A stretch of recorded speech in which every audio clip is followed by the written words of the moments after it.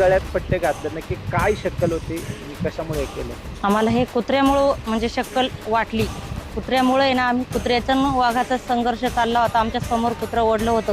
त्यावेळेस आम्ही काठ्या वाजवत होतो, तर आम्हाला वाटलं कुत्रं नाहीच आता आमच्या हाताळायला यशच येत नाही. आम्ही कुत्रं वाचूच शकत नाही. काठी वाजवते पण पायाला धरलेलं होतं.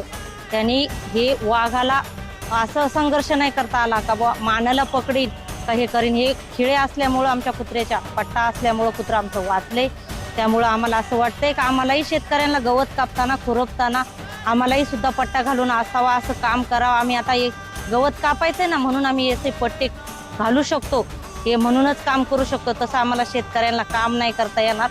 आम्ही मोकळं तसं जाऊ शकत नाही. आमच्या मानावर सुद्धा हल्ला करू शकतोय, पाठीकून हल्ला करू शकतोय. आम्ही गवत उचललं, कवळी उचलली तरी सुद्धा हल्ला करू शकतोय. हे पट्ट्याची गरज आहे आम्हाला शेतकऱ्यांना, असं आमचं म्हणणं आहे.